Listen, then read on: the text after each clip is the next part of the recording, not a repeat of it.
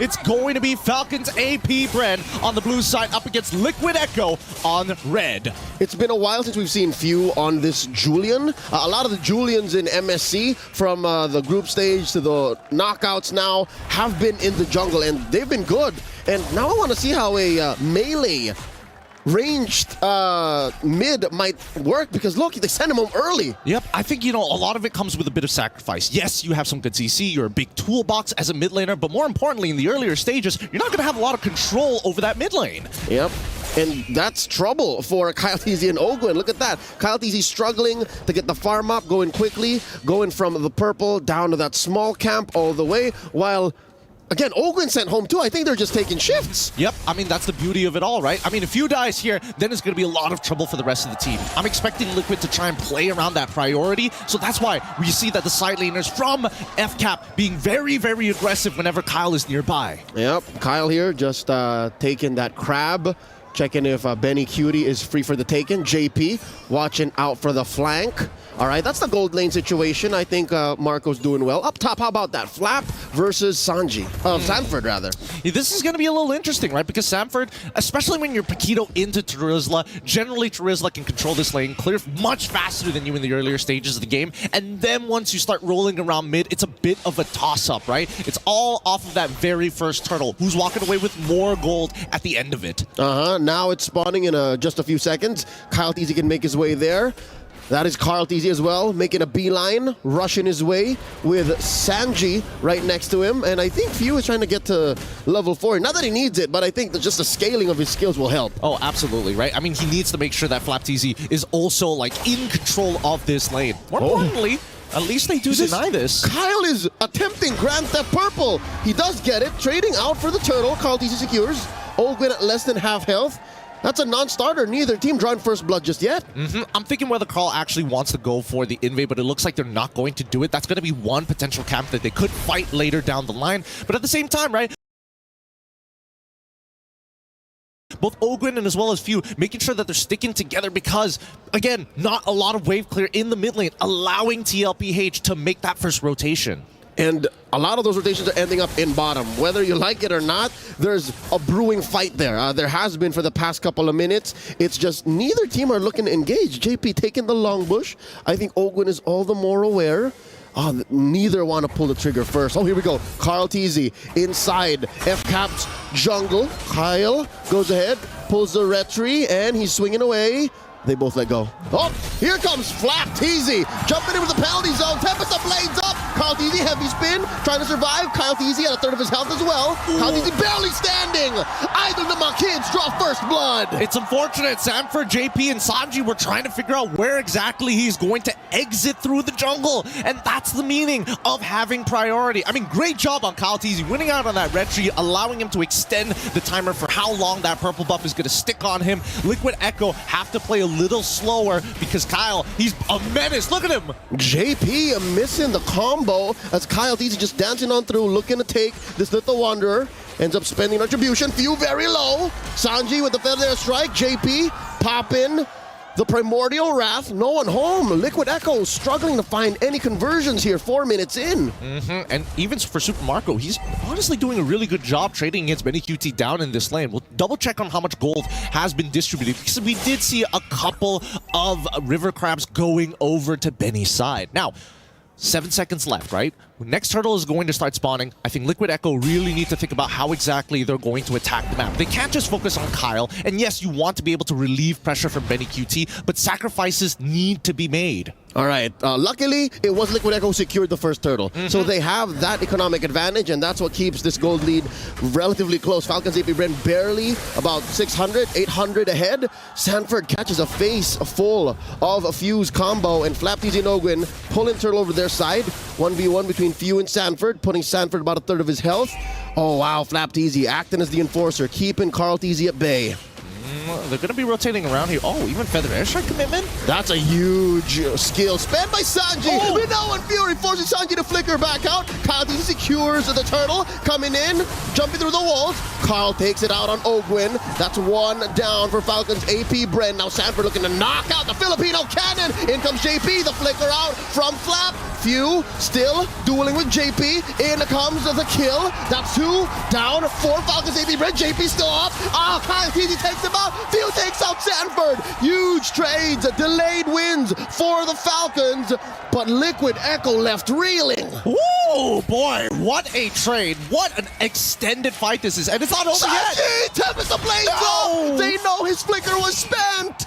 They calculated every moment. These battle spells are such a big indicator of who they want to punish, right? You overextend, you want to keep up with them. You want to make sure that they're always creeping on their leads. Let's look at this replay one more time, right? Because after the Minoan Fury, this is starting to look like an awkward situation. Sanford's realizing, hold on, we got to wait for Few to start throwing out those abilities. Once this Julian doesn't have anything left, that's when we go in. Falcons Ap.Bren really made the most of the few bodies they had. If I'm not mistaken, Liquid Echo, for the most part of that short, maybe 30-40 second engagement, had the numbers advantage. They did, but let's pull it back for a second, because now that we're looking at the goal, we can see the real economic difference. Hold up, wow, okay. Trying to dive Super Marco like that. Hey, the bulletproof vest still on. Yep. Has yet to die, but also has yet to take any kills. For the past 6.5 minutes, Gold Lane has been relatively mum. Now, checking on the items here, that is just 200 between Benny Cutie and Super Marco. Well, considering everything, that's actually not too bad. The biggest lead that we are seeing is between the... Oh, boy. 40. Dodges it. Still alive. Gets a knockout punch. Oh, Kyle no. TZ's down. Sanford gets the KO. Outplaying Kyle TZ. Oh, that's so unfortunate. He was stutter stepping in the wrong directions, thinking that, like, hopefully, am I still on the wall? Wait. Few catches a couple of volleys from Sanji's feathered airstrike, lets him go. Now the turtle fight. Yep, they're gonna have to take their time here. We're still waiting for that Minoan Fury. Oh! The onward by JP, forced to use a primal wrath. Flat TZ, hammering away. Benny Cutie hitting that turtle to secure by Liquid Echo. Carl TZ with a heavy spin. It's great. It's looking so good for now, but they back away. Now, with Carl TZ, he's timing. Oh! Oh, Sanford! Oh! Dashing through the iframe, keeping him up. No! And now Kyle TZ looking for the punish. Tempest Ablaze to the sky.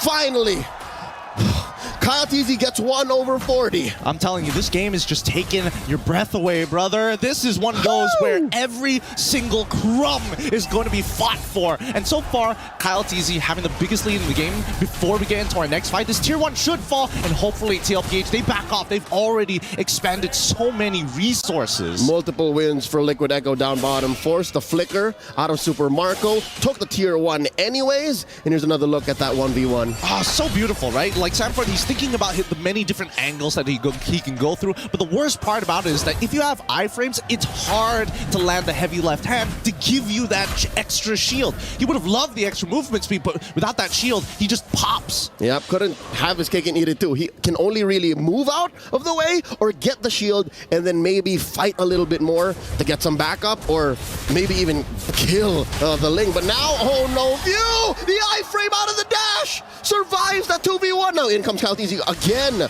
How about it? Kyle versus 40.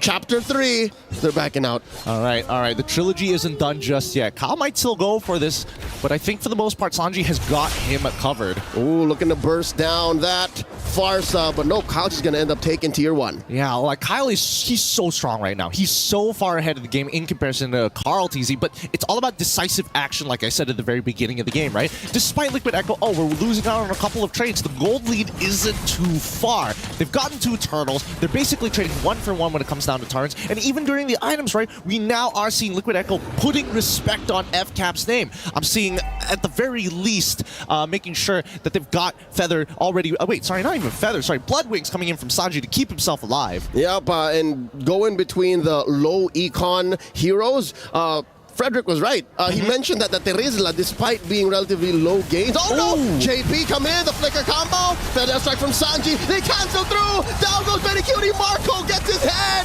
Sanji's down as well. Kaldizi diving into the back line, finding him. 40 looking to flank him as well. Finds no one. Now he's the hunted.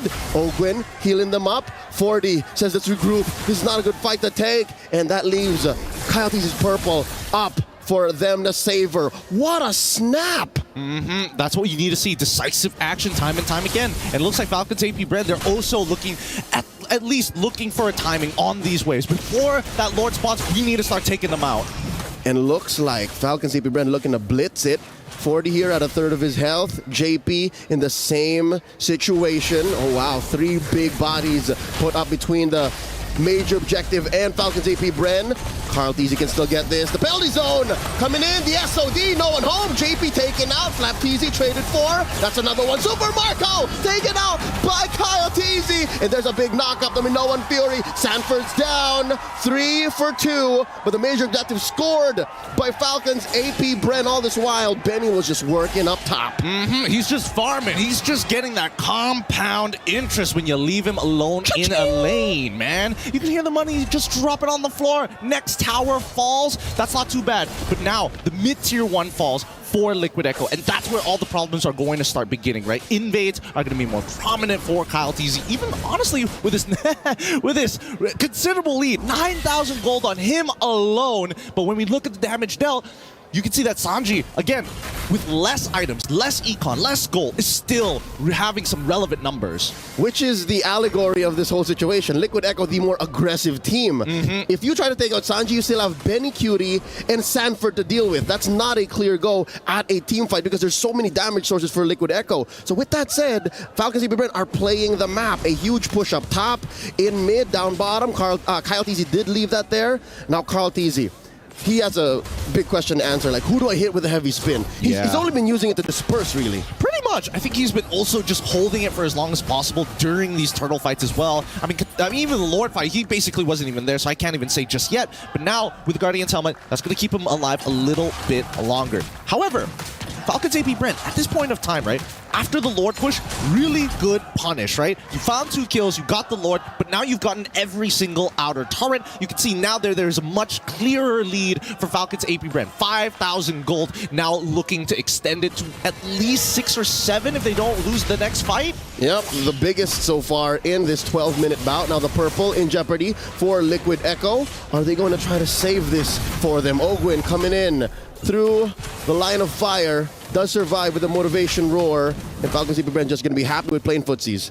I think at this point in time, that motivation roar, especially, oh yeah, he's already got the flash as well as the favor. He's going to be topping up his teammates really, really easily, allowing Falcons Ap.Bren to continuously go back to the fight. And himself too, he has the Oracle. So he can take maybe a few hits, maybe a few volleys from Sanji's Feathered Airstrike, and still be there for that delayed Minoan Fury. I think that's been a key in their success so far, by pulling the trigger very, very late. Oh, speaking of pulling the trigger here, that's going to be a penalty zone gone. No one home, hits the buff barely. I wonder what Flap.Tz was thinking.